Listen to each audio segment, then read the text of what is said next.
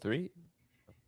All right, here we go. We are talking tight ends now on Fantasy Football Today. You know, a few weeks ago, maybe it was like a month or two ago, I said tight end is my favorite position. I will maybe have to defend myself on today's show, but we are talking tight ends now. Yesterday, as we did the quarterback preview, I mentioned at the top of the show that it was a great year. 2020 was a great year for quarterbacks. Well, they didn't exactly bring their tight ends along with them. The top 5 tight ends, other than the top 2, Kelsey and Waller, pretty lousy when you look at Tunyon, Logan Thomas, Hockenson being top 5 when they ordinarily wouldn't be. But we've got 3 great analysts here to talk about the position. Dave Richard, Jamie Eisberg, Heath Cummings. Your first assignment, guys. Tell me how you feel about tight end in 10 words or less. Heath, go.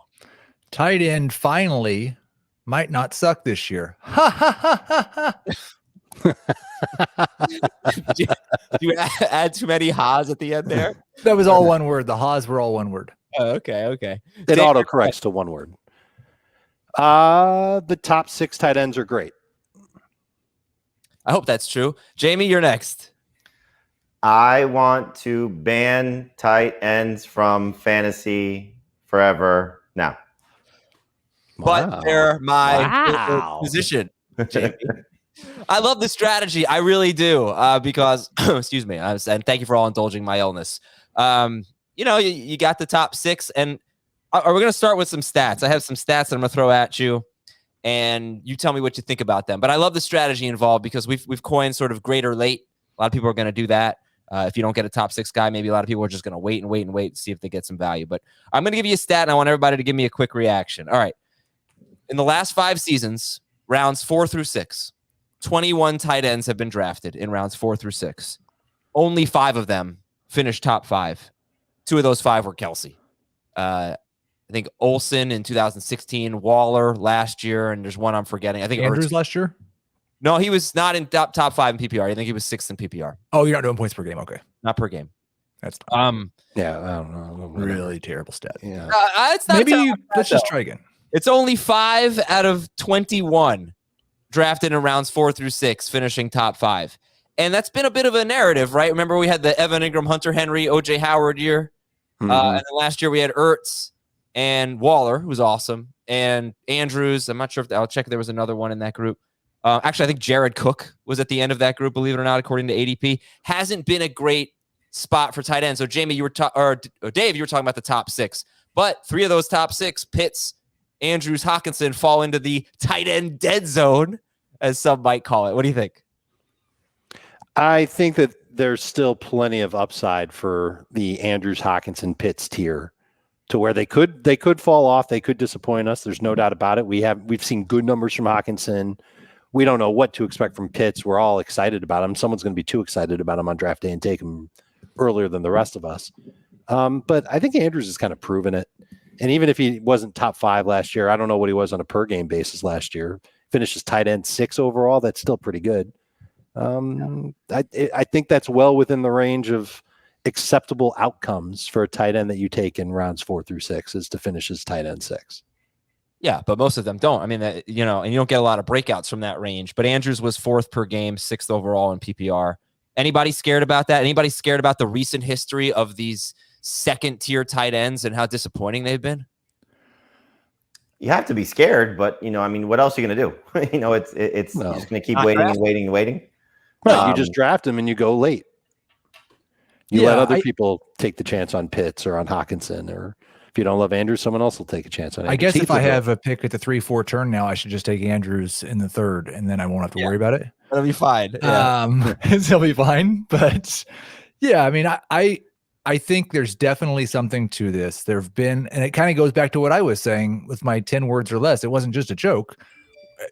Most years we've come out and said, we've got these young guys that have almost done it, and this is going to be the year. And for the most part, they've not done it.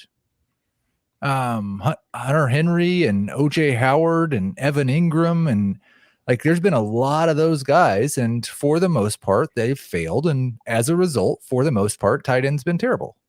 Yeah. And I guess I should clarify, it's not like everyone who hasn't been top 5 in that group has been terrible. Sometimes they're tight end 8. They didn't live up to their draft position, but they were okay. If you take tight end 8 in round 4 through 6, it was a bust.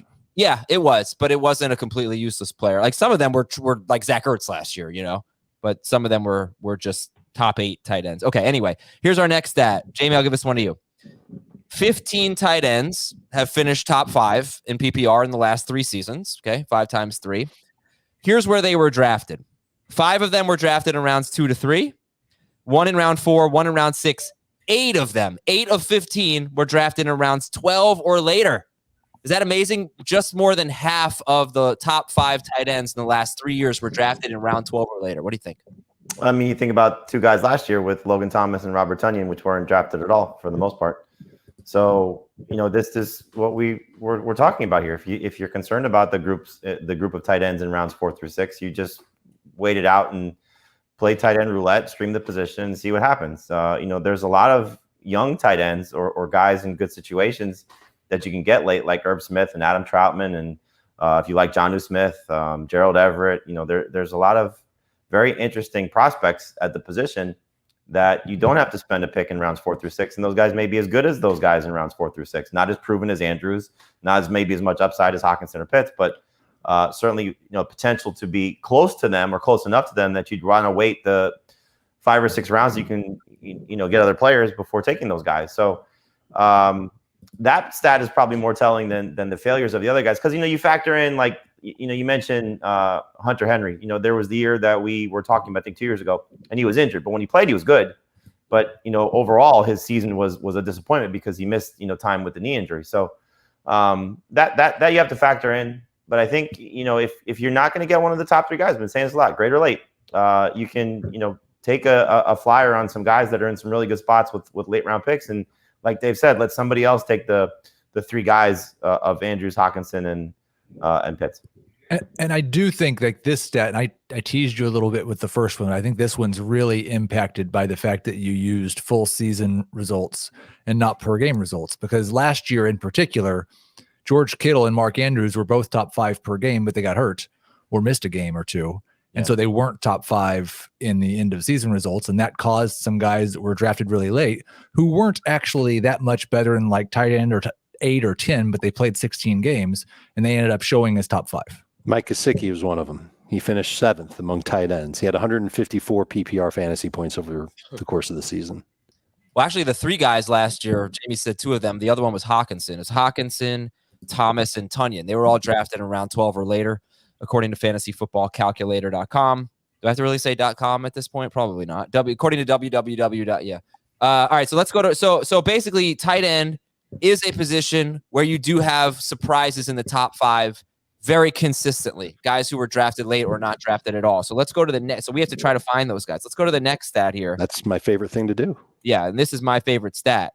In the last 5 seasons, Robert Tonyan last year is the only tight end who finished in the top 5 without being first or second on his team in targets.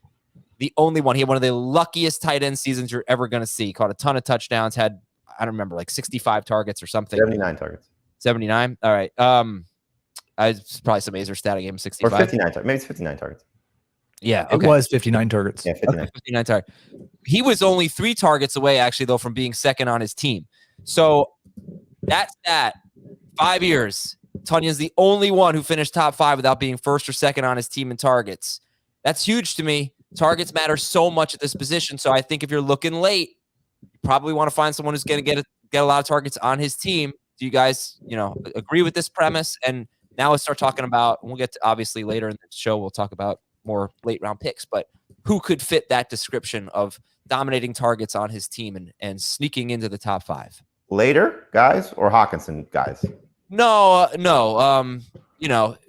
Round 8 after the top 6. The Patriots. I mean, I think, and I just got through talking to him, but we're going to air this on Friday. But Pete Prisco's in New Orleans, and he said that almost every other pass was going to Alvin Kamara and Adam Troutman. He said Kamara's going to have probably his best year ever catching the ball, which was nice. Oh, to hear. that's great to hear. Troutman, he said, is looking every bit the guy we've been talking about, and it's weird when you look at certain rank lists, I think, because I'll speak from my own, for example. I do have those 3 guys in the first 6 rounds after the top 3, so Hockenson, Andrews, and and Pitts. But then there's such a huge gap of when those other guys are ranked in the top 200. And you may like I have Irv Smith. I think I have Fant 7, Irv Smith 8, Troutman 9. Something like that. And but I'm not taking them in round 7, 8, 9. It's not like that's the spot they should go. I think if you can play it the right way and you can get Smith, or you can get Troutman, or Jonnu, or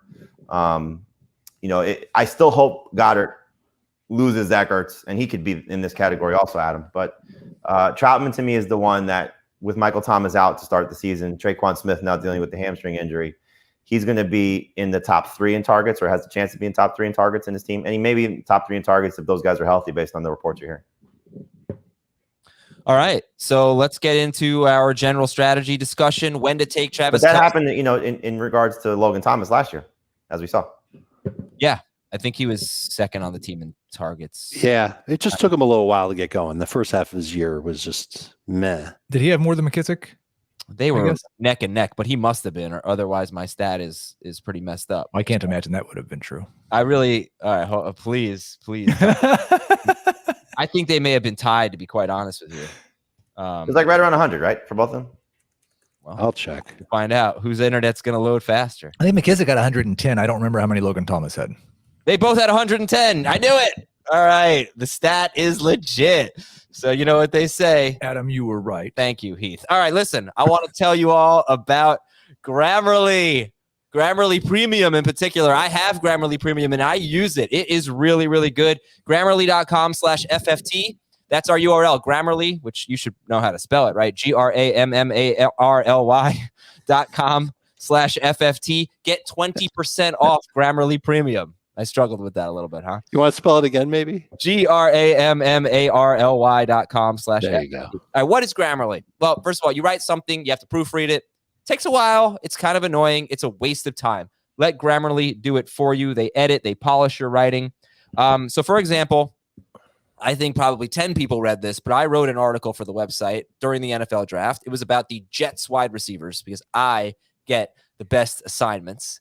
And when I finished writing the article, I honestly went on Grammarly Premium, uploaded it, got some suggestions, and Grammarly really cleaned it up, suggested some new vocab. One of the things that I think that I don't do well enough that Grammarly helped me is eliminated excess words just to make a stronger point, a clearer point, those types of things. Very, very helpful on Grammarly. So if you're writing something important, maybe you're in school and it's a paper, maybe you're presenting something at work, maybe it's just an important email, whatever it is, give Grammarly Premium a try. And it's going to be quick, it's going to be easy, and it's going to be effective. Streamline your workload with seamless integration into Microsoft Office, your internet browser, your phone, and more, and cut down on editing time. That's a big deal. Write more confidently with Grammarly Premium. So get 20% off Grammarly Premium by signing up at Grammarly.com/FFT. 20% off at Grammarly.com/FFT. All right, let's go overall tight end strategy. Dave, kick it off. I am looking for Travis Kelce toward the end of round 1. If he slips to the beginning of round 2, it's an absolute steal. If I don't pick in that range, I've got an early first-round pick, then I'm looking for Waller or Kittle in late round 2, early round 3. I am going to prioritize them. I don't mind taking them at that value, not trying to steal these tight ends. I'm going to get them at the ADP value. If I don't get them, yeah, I'll look for, depending on format, Hockenson, Andrews, Pitts. But I think someone will probably take Pitts before I do, and I'll go for one of those other 2 tight ends. But if I don't get any of those 6, I'm just going to wait till late. The greater late plan. That's what we're doing here. And if I go late, I'm going to draft 2 tight ends. And I like Troutman or Jonnu Smith to be one or both of them. Okay. Heath, your strategy? I'm always so bad at this.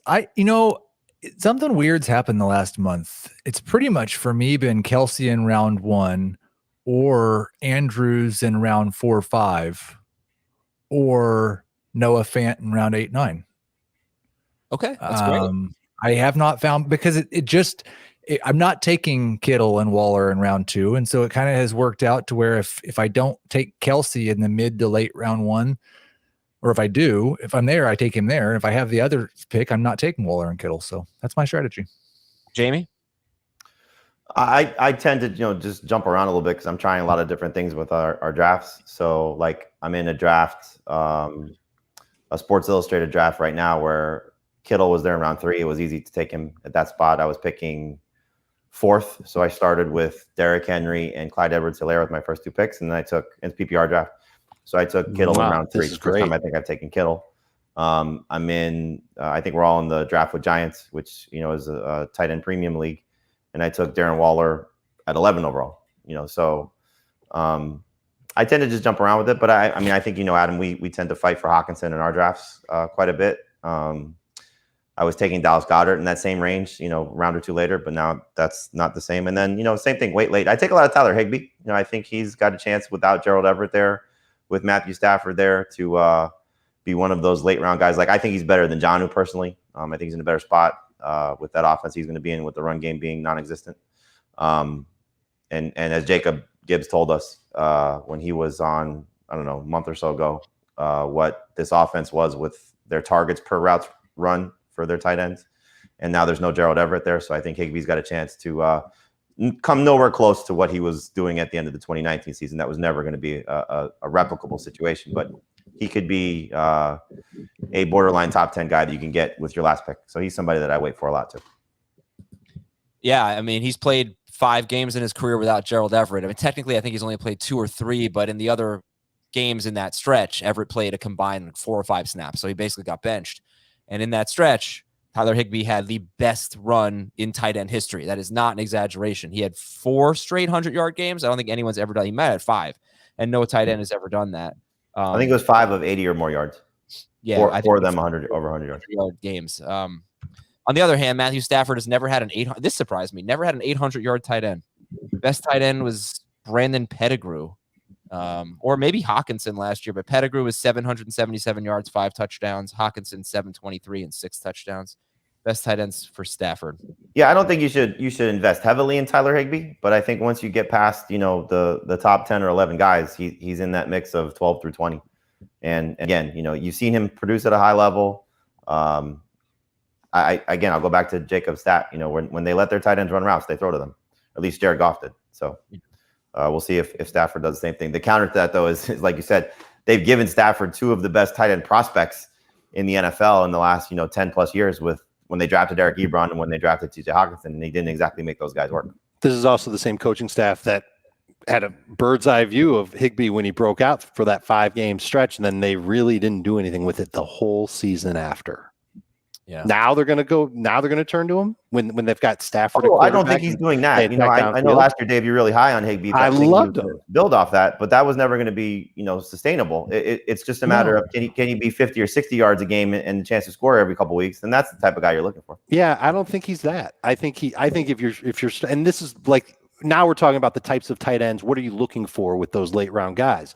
You're looking for either a guy that can be first or second on his team in targets. I don't think that's going to be Higbee. Or you're looking for a guy that's going to routinely be part of the red zone mix.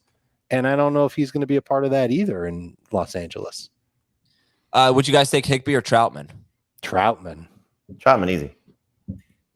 I think I've got him right in the same range. I'll take Troutman just because of the potential for being first or second on his team in targets. I know how important that is. He's on a team that leans on the tight end in the red zone. 21 touchdowns to tight ends the past 2 years in New Orleans. It's important to finish top 5. It's not required to finish top 10. So but if you're someone, that's what I'm looking for. I'm looking for someone who's got the upside to finish top 5. Yeah, and you should be right. All right. Does anybody change their strategy significantly in non or half PPR compared to full PPR? No. Not so much. I think one thing, though, that we probably need to do a better job of is 2 receiver leagues versus 3 receiver leagues, because a lot of industry leagues in our drafts are 3 receiver leagues, but still a lot of people play in 2 receiver leagues. And that, I think, changes things a little bit, because then the tight end becomes a little bit more prominent. And Adam, we have to correct the greatest tight end stretch in NFL history. Was probably not Tyler Higbee. It was probably Travis Kelce. But I don't think he's ever had 4 straight 100-yard games. But he had more yards in his last 4 games last year than Higbee did in that stretch. Yeah, but did he have 4 straight 100 games? He only had 98 in one of them. Forget it. Yeah, that's interesting. 2 receiver leagues, those top 3 tight ends for sure could be more prominent. So would you guys take Darren Waller or Justin Jefferson? In a 2 receiver league? Jinx. Both. In a 2 receiver league, I would take Waller. In a 3 receiver league, I would take Jefferson. That sounds right. I'm probably taking Waller either way.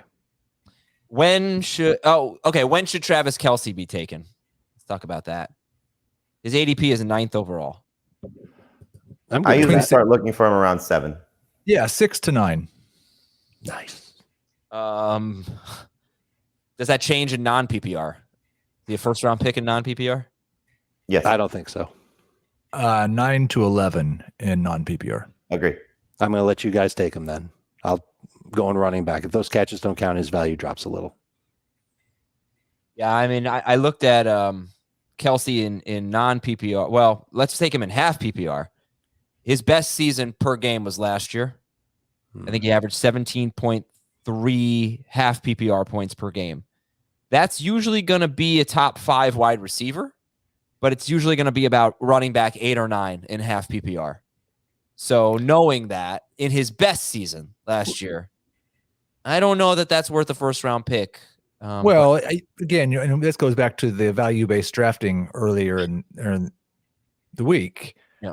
Like Travis Kelce doesn't need to be the number 1 running back to be worth more than the number 1 running back. No, but what if he's the number 8 running back and you take him in round 1, I've got 8 running backs. He's taking him 9 to 11, so there's probably 8 running backs going ahead of him. Yeah, no wide receivers. Okay. All right, so he's still going to have a distinct advantage over most of the other players at the position. So let's run through it in a full PPR league. McCaffrey, Cook, Kamara, Henry, all ahead of Kelce. Yep.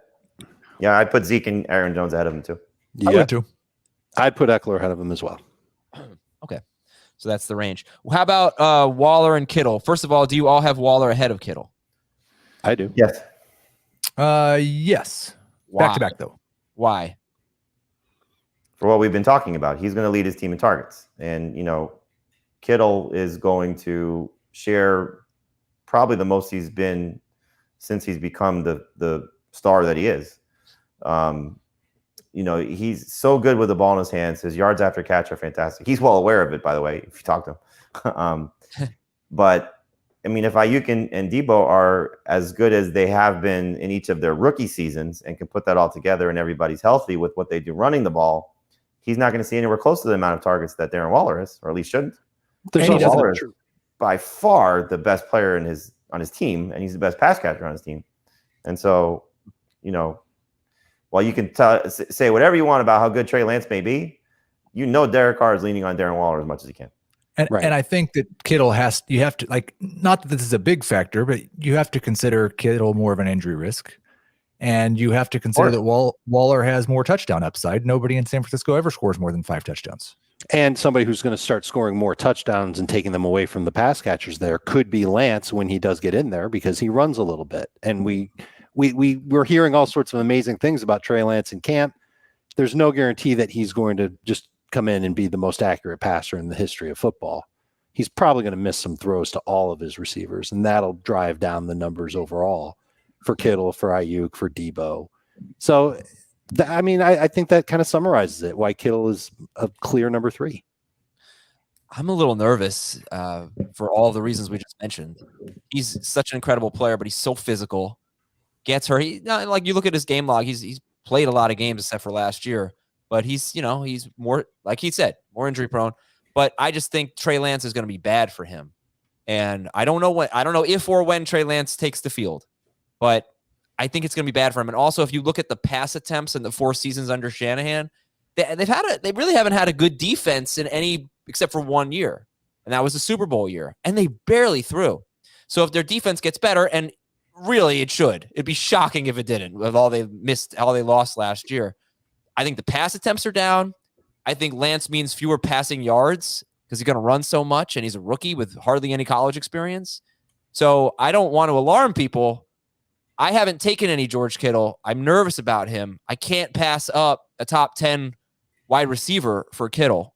You guys are probably more confident than I am. So talk me off the ledge, I guess. I think with, again, Kittle, it's what he does with the ball in his hands. He's still going to be he should be at least the target leader on the team. That's a Shanahan thing. I don't think that's going to necessarily be, Trey Lance improvising and going away from that. I'm sure they're going to beat it into his head. That's your first look in probably most cases, more times than not. The problem with Kittle is, and this speaks to what you were saying, Adam, he's probably the best tight end in football for what the position typically is, because I think he's a better blocker than Travis Kelce. I don't think that's a knock on Kelce's game. Kelce's a better receiver. But his overall game doesn't necessarily translate to fantasy the way Kelce's game translates to fantasy, because you've seen it, what Kelce is able to do. So I think Kittle comes down to cost. I don't want to draft Kittle in the second round. And in some cases, I don't want to take him till the middle of the third. And it goes to, I think the 2-receiver, 3-receiver league, the league where I told you the Sports Illustrated draft that I'm doing, it's a 2-receiver league with 2 flexes. So I don't have to play, I don't have to, worry about drafting 3 receivers. So I took Kittle in the third round as what to me was a no-brainer. And it's PPR. So if it's a 3-receiver league and, you're staring at AJ Brown or maybe DK Metcalf or, if you're Terry McLaurin, Allen Robinson, those group of wide receivers that are going to be in the early third, if you are inclined to go receiver there, those guys probably have more upside in PPR than George Kittle does this year. And so it's just a matter of how you want to go about building your team. Kittle's going to be probably the buffer. He's like the mini bridge. I think Kelce's the lead guy. Waller's the second guy. Then there's a bridge. And I think Kittle's ahead of the next group, probably by a good margin, but he's still behind, I think, Waller and Kelce based on what the upside is. Okay. How do you guys rank tight ends 4 through 6? PPR, I've got Hockenson at the top, Andrews after him, Pitts after him. And then if it's non-PPR, and I haven't decided in half, but probably half PPR, I'll put Andrews ahead of Hockenson. Okay. So Heath, how about you? Yeah, I've got Andrews and then a gap, and then I go back and forth on Hockenson and Pitts, but it's the same 4, 5, 6. But I do have Andrews a pretty decent amount ahead of Hockenson and Pitts. All right, let's talk about that. So you're the Andrews guy, and ADP in half PPR has obviously those 3 are grouped together. It's Andrews, it's Pitts, Andrews, Hockenson, but they're all in round 5. All right, so that's not surprising, by the way. Make your case for Andrews, Heath. Well, and I know what's happened in the past is no guarantee to keep happening, but I don't think anything's happened in Baltimore that's going to change the fact that Mark Andrews is Lamar Jackson's number 1 option in the passing game, especially with this rocky start to training camp with Jackson not being there and with the receivers taking time, missing time. And Andrews in his good year was really almost a part of that top big 3. And he took a step back last year, and he was still 1.5 per game better than TJ Hockenson. So the Pitts argument, I don't really have a good one other than I'm only willing to push a rookie tight end so much higher than I've ever drafted a rookie tight end. And maybe Kyle Pitts will just make me look stupid, but I'm currently projecting him to have the greatest rookie tight end season that has existed since I've been playing fantasy football, and I'm too low on him. So I'm just not going to get him. And I've come to terms with that. With Hockenson, it's just I'm not projecting the same type of leap in either efficiency or volume that he would need to get on Andrews' level. Okay, and then if you guys want to, Jamie, why don't you make the case for Hockenson over Mark Andrews? Yeah, I don't know if necessarily efficiency will be better, but I do expect the volume to be better. And that's something that, you've heard me say this time and time again. That's what I'm counting on. I'm counting on this receiving corps to be as terrible as it looks on paper with Tyrell Williams and Brashad Perryman, and Williams is already banged up to begin with. Now DeAndre Swift is banged up to begin with. So Amon-Ra St. Brown might have some very, very, big upside if he can sneak in there as the number 1 receiver. But this just is a terrible group. And you're already hearing positive things of Jared Goff leaning on TJ Hockenson. Why wouldn't he?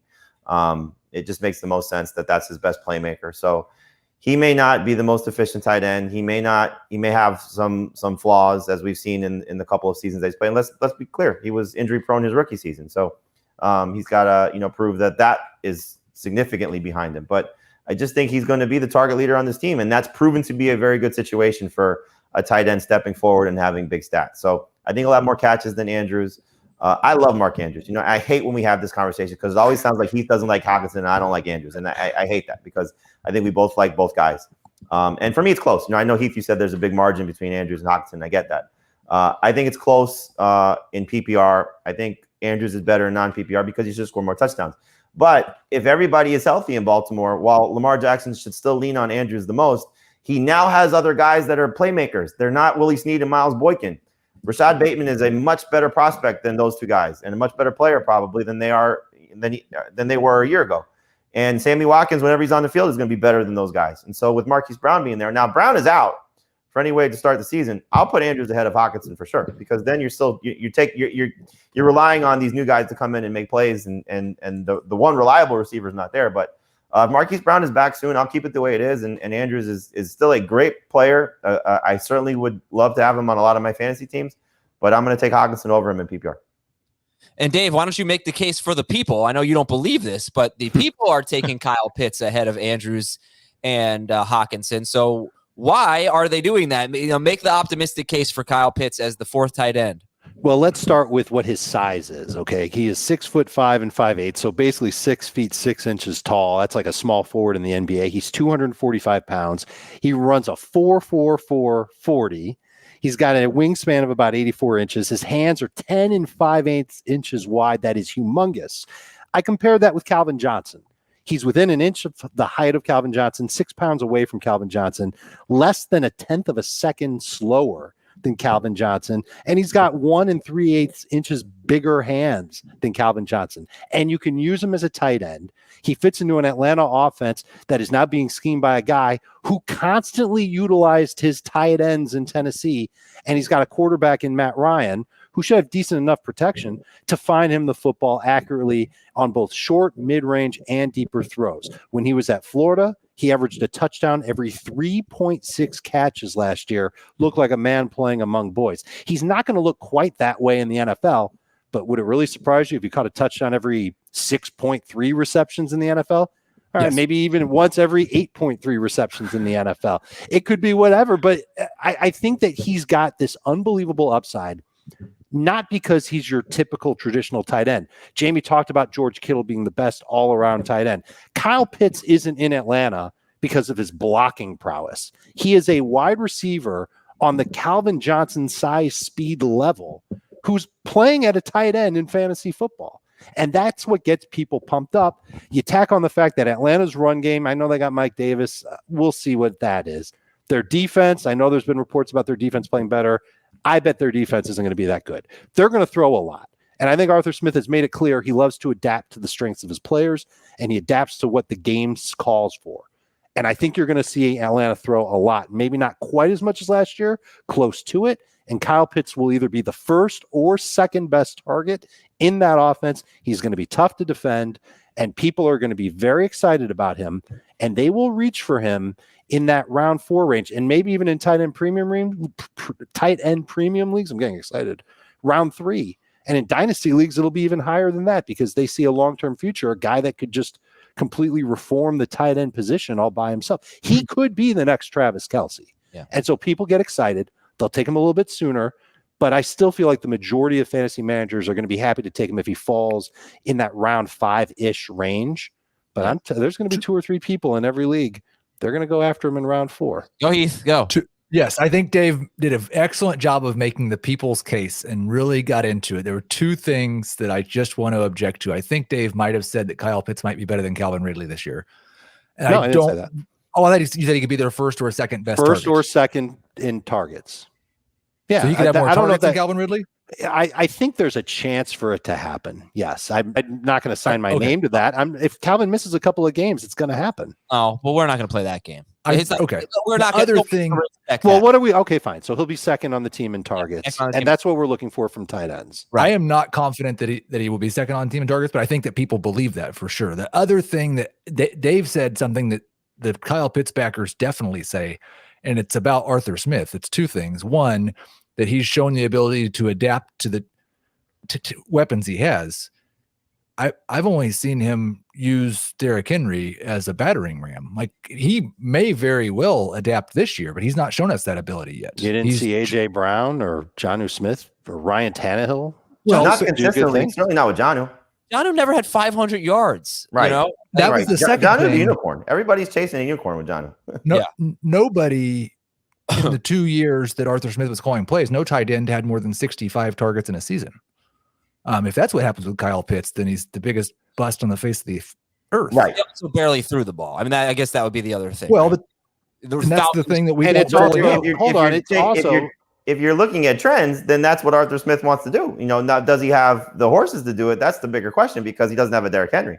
So is he going to adapt to what he has around him? That's the thing you got to figure out.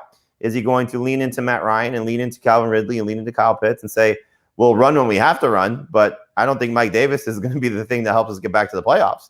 I don't think anybody thinks that. Why would you draft Kyle Pitts? Would you draft him? Jono had 65 targets. Ferkser had 53 targets. I can go down the list. Jeff Hayden Hurst exists. Totaled for 20. But they're going to throw a lot more than the Titans did. I think that's the key to it all. He's going to be the most interesting. I'm saying he's the most interesting man in fantasy. I don't want to be anti Kyle Pitts at all. I think the things Dave said about Kyle Pitts are all completely 100% true. It's the stuff about his situation and the stuff about whether we should just ignore everything that's ever happened with any other rookie tight end that I struggle with. Okay, well, we're going to look at ADP past the top 6 in a bit. We'll do some sleepers, breakouts, and busts. Going to remind you, all of you want more salary cap draft. You call them auctions, salary cap draft talk. Well, we're going to have a live one for you on the YouTube channel, Fantasy Football Today, youtube.com/Fantasy Football Today, Tuesday at 2 p.m. Eastern. So hit the subscribe button, youtube.com/Fantasy Football Today. We will see you Tuesday at 2 p.m. Eastern for a salary cap mock draft. And we're going to take the audio. If you miss it, we'll take the audio. We're going to make it a podcast next Sunday, I believe. Break coming up. When we come back, sleepers, breakouts, busts, and the rest of average draft position after the top 6 on Fantasy Football Today. Okay, here we go. Your favorite sleeper tight end. Jamie, we'll start with you. We'll go Jamie, Dave, Heath. Favorite sleeper tight end. It's a strange position because prior to Michael Thomas going down, it would have been easy to say Adam Troutman, but he's not a sleeper anymore. He's just everybody's too well aware of him. And I think the same thing with Irv Smith. So it's hard to put those guys in that category. So I'll go back to Tyler Higbee. I think you're just getting him at a good price for a guy that has shown you the ability to be a star, has a chance, I think, to be a little bit of a difference maker without Gerald Everett there. And you know what? I'll give you 2. I'll give you Gerald Everett as well. I just think both those guys leaving each other is going to be good for their situation, especially for Everett, following a guy that he knows with Shane Waldron, who's with the Rams. All right, Higbee and Everett. Dave, you're next. I agree about Troutman. He's more of a breakout at this point than a sleeper. I still think Jonnu is a sleeper. You can find him late on draft day. Patriots gave him a ton of money this year. He was the first big free agent signing that they had. I think they're looking for a move tight end, a guy that can use his athleticism to combat mismatches downfield. We saw him as a big-time red zone threat for Tennessee. I think he picks that up with the Patriots. And I bet he improves his route running and his route tree in New England. And when they do decide to throw, and I think they'll throw certainly a little bit more this year than they did last year, especially once Mac Jones gets in there, I think Jonnu has a chance to be their number 1 target getter this year. I love the upside with Jonnu Smith. I agree with that. Like when Adam was talking about the teams or players that could be the number 1 target on their team, I think either Hunter Henry or Jonnu Smith could fit into that. It's funny. I was looking at CBS ADP because I was trying to decide who's a sleeper and who's a breakout. I think Tyler Higbee in CBS ADP is now inside the top 100, and Adam Troutman's like tight end 18. Jonnu Smith is 5 spots behind Hunter Henry in round 13. So I'm going to use that.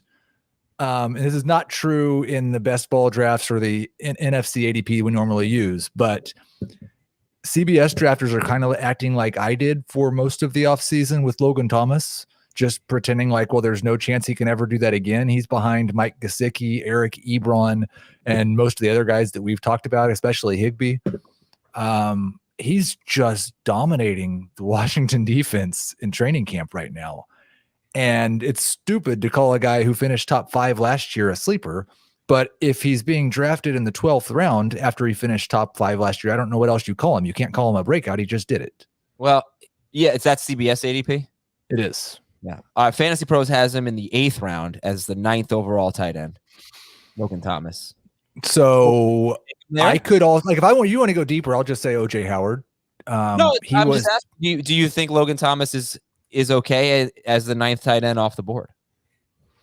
I think I have him 10th. Okay. So by that, no. Let's just say OJ Howard because he's not on our ADP and he's like tight end 20 by everybody else's. He's got to be 100% healthy, and he's not quite there yet. I think he's practicing every other day right now, but he's off the pup. And I believe Jamie said that Pete was talking about how much they really like him there in Tampa and how they're going to go to more 2 tight end sets this year. And he was actually outperforming Gronk last year before he got hurt. I think there's a chance he's the best tight end in Tampa Bay and a top 12 tight end this year just based on touchdowns. Gronk is tight end 10 right now in Fantasy Pros half PPR ADP. That reminds me of Jared Cook last year a little bit. Not quite as early as Cook was going, but please don't ever say Rob Gronkowski reminds you of Jared Cook ever. I would never insult Jared Cook like that. All right, favorite breakouts. We'll flip it back. Heath, Dave, Jamie. Go ahead, Heath. Now I don't have to worry about ADP at all. I'll go with this will shock everyone, but I'm going to say Noah Fant. Fant played 12 games, complete games with a quarterback last year and averaged right around 11.5 PPR fantasy points per game. That would have been 5th on a per game basis last year. I feel pretty confident he's going to have better quarterback play than he did last year, either because Drew Lock improves, which we shouldn't rule out, or because Teddy Bridgewater is the quarterback, which is what will happen if Drew Lock doesn't improve. There have been lots of raving about Fant and how they're going to use him more in motion and moving him into the slot this season. Cortland Sutton's slowly getting back to himself, but they gave a lot of targets last year to Tim Patrick and KJ Hamler and Deshaun Hamilton. There's plenty of targets for Cortland Sutton, Jerry Jeudy, and Noah Fant to be a big 3. Dave, you're up. I'm going to say Troutman. I just love the size, speed matchup. And it's not like great speed, but it's good speed for a tight end. When he ran routes last year, I thought he looked crisp. He was able to make cuts. It was nice to see. Saints have utilized tight ends more in the red zone than overall, but they need help. They need targets at this point. And here's a big one in Troutman in his second year in this offense, should know what he's doing, and a clear path to a full amount of snaps each game. Would be stunned if he played below 75% of the snaps week in and week out. And if Jameis Winston's the quarterback, nearly a third of his career touchdowns have gone to tight ends. We've been talking about this for years. Jameis leans on his tight end. Here's a humongous one that can move, that is in an offense that needs targets downfield. I think where was he in the CBS ADP, Adam Troutman? 18th among tight ends, you said, Heath? I was doing some quick counting, but it was in that range. It was not in the top 12. For sure not. I'm drafting him as a top 10 tight end. And I even looked in the last 5 days because, since the Michael Thomas injury, I thought maybe it would be a lot higher, but he's 15th since August 1st. Troutman's 15th, still behind Mike Gesicki and Evan Ingram. I think Dave and Jamie are officially the Adam Troutman guys. Actually, that's only because I don't have rankings. Otherwise, so maybe I'd be we're the Adam Troutman podcast then. But I'll just not talk.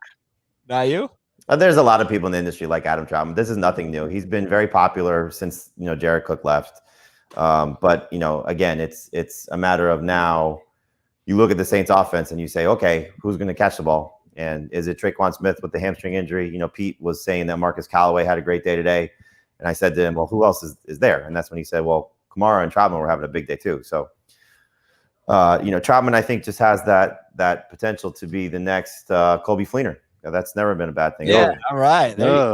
So who's your breakout, Jamie? Is it Troutman? I'll go Irv Smith. I think you saw, he stepped up when Kyle Rudolph was gone last year, dealing with the injury. A good red zone target. You're already seeing, positive reports from Vikings camp that they're not going to, really have a third receiver to speak of, which makes sense. D.D. Westbrook was the guy that they brought in, and he's going to play more of a special teams role.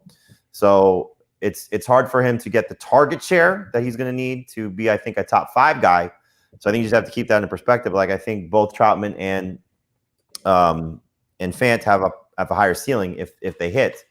But I would not be surprised if Irv Smith is a better version of Robert Tonyan, where he gets 8+ touchdowns, gets more targets, gets more opportunity to put the ball, to do things with the ball. But he's not going to be a big catch and yards guy. He's going to be a touchdown guy. Nearly a quarter of his overall targets last year came in the red zone, and he was unstoppable. They schemed him up so well inside the 10 last year, just crossing routes, short stuff. He was wide open every single time. Yeah, Irv Smith going later than I thought. He is, we'll get to, let's see. Where is Irv Smith? I'll tell you in a minute. Oh, he's in round 12. He's after Tonyan and Higbee and Gesicki. I don't really understand Gronk, Gesicki ahead of Higbee, and it's names That's what people tend to gravitate toward. What has Gesicki done? I mean, Chris Gesicki, I'm just going to nominate him as a bust. If you look at his splits the last 2 seasons, listen to this. When Preston Williams has been in the lineup or out of the lineup, it's basically been like nothing with Preston Williams and a lot or a decent amount without Preston Williams. Now it's not Preston, it's Fuller and Waddle. It's a big difference. It's not just Preston Williams. I don't know. I never. He may not play a lot. That's the problem because he's another guy that's not a blocker. He's not an inline tight end. Right. And so, you could see him off the field a lot, with Shaheen probably playing a bigger role. So it's hard to justify drafting Mike Gesicki, barring an injury. But then again, you got Jalen Waddle who couldn't play last year because of an ankle injury. Will Fuller's a walking injury. So if either of those 2 guys go down, potentially both, then Gesicki's going to be a good waiver wire target. But that's really what he should be. He should be a waiver wire target. It shouldn't be somebody that you're looking at and saying, this is somebody I want to have on my fantasy team to start the season, unless he's the second guy just in case. All right, so then let's go through the round is Gesicki being drafted in, Adam? 9th. You're a coward. Oh, you're a coward, though. What do you mean? Like a round 9 bust. Well, he's a top. He shouldn't be drafted. He's a top 12 tight end. Keith, you also just said that the top 3 tight end last year is a sleeper. So that's true. Let's qualify things here a little bit. So nobody's got a higher end bust than that. But okay. Anyway, let's get the real experts on. Who are your busts? Dave, you can kick it off. As tempted as I am to make the case for Noah Fant, I won't do it. I will make the case for Logan Thomas as the bust. He finishes tight end 5 in PPR points per game last year. It was on the strength of these short area targets, these little dump off passes from Alex Smith. Think about this. He ranked 3rd among tight ends in targets, but his average depth of target was 7 yards. That was tied for 18th among tight ends. His per game average for targets was 6.9. And now he's got Ryan Fitzpatrick coming in under center. The football team added Curtis Samuel. Maybe they've got something with the rookie Brown that they've got. They want to include Gibson in their passing a little bit more. Fitzpatrick has never really gotten great numbers out of his tight end. We bring up Mike Gesicki last year. That was actually the 2nd best season a tight end has had with Ryan Fitzpatrick over his career. I've checked that. It was 2019 Gesicki, not even 2020 Gesicki. 45 catches, 535 yards, 5 touchdowns. I'm nervous that Logan Thomas will take a step back in targets and a step back in overall production. His yards per target was terrible, but I don't know if that was just because of he just got force fed the ball a ton, and it happened a lot down the stretch last season. All right, Heath, bust. Well, who else is being drafted in round 9? Gronkowski. Gronkowski's got to be a bust in round 9, right? No, I'll do it. Like the most likely bust is Kyle Pitts. And I don't like it, but there have been 2 tight ends since I started playing football 23 years ago that have scored at least 160 PPR fantasy points in their rookie season. They scored 173 and 171. It was a pair of Giants, Jeremy Shockey and Evan Ingram. Kyle Pitts doesn't even play for the Giants. If he scores 170 fantasy points this year, you're not quite getting the value you're paying for in round 4. He needs to have the greatest tight end rookie season ever just to justify his ADP. You're not necessarily profiting if he does that. It's just to be worth what you paid for. That's not the type of bets that you should make in fantasy football. You should not bet on someone needing to break records to justify the cost you're paying for him. When do you think that you'd feel okay taking him? Well, I'm not taking him until round 7, but it doesn't like it's that the whole thing is I might reach for him occasionally at the end of round 5, early round 6, just to make sure I had some Kyle Pitts if that was an option. It's just never even something I get to consider. Yeah. Okay. Jamie, bust. I was going to say Pitts, which pains me, obviously, as a Gator. But I think it just makes the most sense. Adam, give me the ADP again, because. All right, here we go. Kelsey, 9th overall. No, Waller, right next. Waller and Kittle, 26th and 27th. Round 5, we have Pitts, Andrews, and Hockenson. Jamie, say it. Travis Kelce bust. Noah Fant, round 7. Dallas Goedert, round 7. That's the one right now, and Yeah, I hate it because I have so much optimism for him if they can shake loose of Zach Ertz somehow. But if Ertz is there, you can't take him that high. Right. He had 5.7 targets per game with Ertz and without Ertz last year. No red zone targets, by the way. No, he had no games with Hurts and no Ertz. With Hurts, no Ertz. That never happened for Goddard. What do you mean that didn't happen for Goddard? He played 2 games with Jalen Hurts. No, he played 3 games with Jalen Hurts, and Ertz played in all 3 of them. Okay, fine. So Ertz was there. 5.7 with targets and per no game. Ertz. This conversation hurts my ears because it hurts so bad.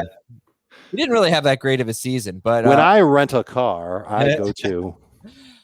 So in the first 3 starts for Hurts, we won't count the Washington game because Goddard didn't play.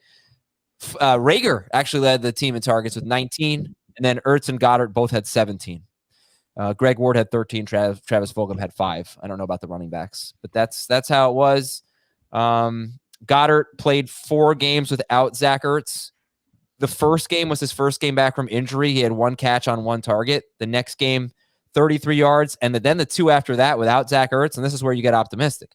77 yards and a touchdown at Cleveland, 75 yards and a touchdown against Seattle. So that's 2 huge games out of 4 without Zach Ertz. And I think in the first 2, because Goddard got hurt in the 3rd start that Hurts made. In the first 2 starts, he had 14 targets in those games. So, that's encouraging. If you tell me he's getting 7 targets a game from Jalen Hurts, I'm thrilled with that. I'll take my chances with the inconsistencies, but if that's going to be the average, that's fine. But I just don't see it being realistic if Zach Ertz is there and 100%. Right. And the plus side of that is, though, the plus side of Goddard, he was still a top 10 tight end with Ertz 2 years ago. Yeah. In total points. So they can coexist, but I don't think they can coexist with Jalen Hurts. All right, so let's see what stands out as we take a look at average draft position. I'll just repeat it. Kelsey, 9th. Waller, 26th. Kittle, 27th. Pitts and Andrews and Hockenson in round 5. Noah Fant in round 7. I know, Heath, you'd be cool with that, right? Yeah, I think I actually have him in round 8, but I have Hockenson and Pitts in round 7. So I just don't want to draft a tight end in round 4 through 6 because I know that's the dead zone. I'm just saying it has been. I'm not disagreeing with you. I mean, Adam, you were right. I know, but I actually do draft Hockenson a lot. And, I do draft those tight ends. I'm not willing to overlook what's happened in the last few years. Plus, Waller was there the last year. They're not all bad in that range. All right, then after that, we got Logan Thomas. Oh, Dallas Goedert in round 7. Everybody like Fant over Goddard at this point? Yes. I just made the change. Fant over Goddard. Logan Thomas, round 8. Gronk Gesicki in round 9. Just gross. Yeah. Oh, they're round 9, Heath. Gross. Yeah. Higbee round 10. We haven't talked about Robert Tonyan, who's tight end 3 last year. Tonyan round 10.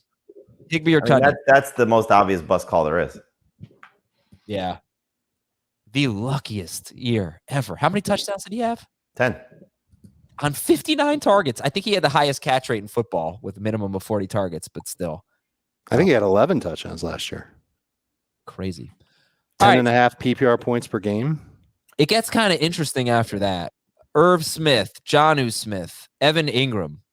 We haven't mentioned Evan Ingram. Last year he was terrible, but the first 3 years of his career, he was at worst 7th per game in PPR, 9th per game in non-PPR. Galladay's got a hamstring injury. Should be ready for. He's not a bad gamble as a second tight end to draft. Right. This is why, though, it's late because we could rattle off 17 names between tight end 10 and tight end 25, and they're probably all within 20 points in the projections, and one of them's going to score 8 touchdowns, and that one's going to be good. And the ones that you're going to gravitate toward are the ones we've already talked about. Irv Smith and for whoever it is, Jonnu Smith. Yep, Troutman. Actually, Troutman. Oh yeah, I forgot he's in this group now. Where's his ADP? It's low. It's very low. Yeah. But the world hasn't caught up to Adam Troutman yet. Oh, there it is. All right. So after Evan Ingram, Hunter Henry. Why is everybody on her? Well, I guess they're going. You should look at their career stats page. I know. Why is everybody on Smith over Henry? I can't say that. I guess I'm exaggerating because they're only 2 spots apart in average draft position, but I do think most people are on Jonnu over Henry. Well, Henry hasn't played 16 games yet in his career. And still has better stats than Jonnu Smith every year. He might, and that's a lot because of the touchdowns that he's pulled in. He's pulled in a lot of touchdowns over the course of his career. Yards. What? The catches and the yards. He has 13 games with over 70-plus yards. I don't think Jonnu has quite that many, but I think I'm projecting with Jonnu. I think that Jonnu does get more games with 70 yards than Hunter Henry does. He's a healthier, more explosive tight end that the Patriots can find mismatches with. And if you don't believe it, then Hunter Henry should be one of your last 2 picks. What do you think the age difference is? Oh, I don't think it's that far off. 2 years. Mm-hmm. I think it's a year. Is it? I don't know. I think the thing with 8 years. First off, like Dave made a point that I think a lot of people use in defense of Jonnu Smith, that he signed the deal first. They actually got the same amount of money. Henry signed 1 day later. It could have been semantics. Henry might have been their first phone call. We don't know. Henry talked about how he was excited to be playing with Jonnu. I'm sure Jonnu feels the same way. Once upon a time, they had very good tight end duo, so it'd be nice to see if they can do that again. The problem is with both these guys, they're going to be on such a low volume passing offense. So while one may lead the team in targets and be the type of tight end that we look for in this range, I don't know how many targets that guy's going to get by comparison to a guy who's maybe 3rd or 4th on his team in targets, on a different team that has more volume. So I just looked it up. Hunter Henry is just less than 1 year older than Jonnu Smith. They've both played 4 seasons in the NFL. Hunter Henry's worst year in terms of yards is 478. Jonnu Smith's best year in terms of yards is 448. He has had trouble staying healthy, but to be fair to him, last year he stayed healthy. He just had COVID. He missed 2 games with COVID. He did not miss any games with an injury. All right, I'm going to move on to the next group here and tell me if you find yourself drafting any of these guys. Jared Cook, Anthony Ferkser, Zach Ertz, or Gerald Everett. Only in tight end premium leagues, except for Everett, who I think is a good second tight end to look at as well. This is another team in Seattle that if they're going to change things and incorporate a 3rd pass catcher, he's going to be the 3rd pass catcher. Now, again, to what heights, I don't know. I don't think he's worth drafting as a number 1 tight end or your only tight end on your team. But if he's, in the group of guys, I think that are probably a few rounds ahead of him, he should be in the group that's a few rounds ahead of him because of his familiarity with the coordinator now and what his potential role could be. So I'm a little excited about Jared. Not hugely excited, but if I am inclined to take 2 tight ends and I miss on somebody that has a higher ceiling, I think he's in that next group of guys. I think he qualifies as a tight end that you might be able to draft, and if after 1 or 2 weeks, like a streaming tight end, like if you just take him in the first couple of weeks and you don't like what you're seeing, he's easy to just cut and move on from and, find whatever tight end did better in the first couple of weeks of the season. He should be a middle of the field option for Russell Wilson. If Wilson is trying to get rid of the ball quickly every single play, that's a good place for Everett to be. We know he's more of a move tight end, not a blocking tight end. I think Jamie said it best. He could end up being 3rd in targets among the Seattle Seahawks players. You just don't like the lack of involvement when he was in LA. He had 8 touchdowns in 4 seasons. Okay, and let's see. We've got almost Tebow. We're almost at Tebow. Blake Jarwin, interesting. Hooper, Akins, O.J. Howard. God, Jarwin is so interesting because Dalton is he Schultz even the best guy? Yeah. Dalton Schultz is? Yeah. Interesting. Okay, well, Schultz is going super late. Might need an injury to one of the receivers for them to be fantasy relevant, but I don't really know that that's for sure true because the past 2 years, I think Jason Witten and Dalton Schultz have both finished top 13 at tight end. If Blake Jarwin could be like a year ago, everybody definitely thought Blake Jarwin was better than Schultz and Witten. If Blake Jarwin could just be more efficient and get the same targets those 2 guys did over the past 2 seasons, he's probably a top 10 tight end. We just don't know if he's all the way back. It might be Schultz's job. How about Cole Kmet or Tim Tebow? Yes, that's an ADP. Hayden Hurst, Eric Ebron. Kmet's the one you hope. It's just that Jimmy Graham is still there in the way, and Cole Kmet out-targeted Jimmy Graham by like 20 targets over the last month of the season last year, and Jimmy Graham scored double the fantasy points because he scored all the touchdowns. Okay, we've got, I don't know. I mean, Kyle Granson, Dan Arnold, there was a report about him connecting with Sam Darnold at Freiermuth. Arnold's another streamer. He's got the Jets in week 1. Low end streaming option. I think Ebron. I don't remember who the Steelers play in week 1. I could look it up real quick, but I think his schedule's pretty good to begin the season. I love that Tim Tebow is going ahead of Eric Ebron. Well, I almost wonder if people are drafting Tebow just for fun. Is there just to be silly? Well, that's what you do at the end of the year. Dawson Knox is kind of, I don't know. I mean, Buffalo, I've said this a lot. They talk so much about wanting to get production from their tight end. You're not going to find, when you look at the players in this range, I guess Cameron Braid is in this range, but he's the number 3 tight end. Like, you're just not going to find passing offenses this prolific, and the starting tight end is potentially Dawson Knox. So, no, I haven't drafted Dawson Knox, but have we got to OJ Howard yet? We're not at OJ Howard yet. No, we are at OJ Howard. I think we accidentally skipped him. He's in between Jordan Akins and Cole Kmet. How is Akins still getting drafted? That's wild. Ebron starts against Buffalo, by the way. You need to be able to walk onto a football field to be in this group. Would you? So that's why Tebow's there. Or Dawson Knox. Howard. Would you take Howard or Kmet? Kmet. Right now, I think they both have a future Hall of Famer kind of getting in the way, scoring touchdowns. I think I've Kmet one spot higher. Jimmy Graham still on the Bears roster is just baffling to me. If I was a Bears fan, I would be very upset about that with the good players they cut. Yeah, I don't get it.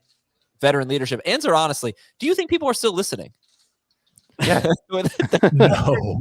That we're talking about right now. People want to find the next super sleeper at tight end. I guarantee Adam, everybody waits to hear your endings, so they all stay around. They're waiting to hear about Donald Parham.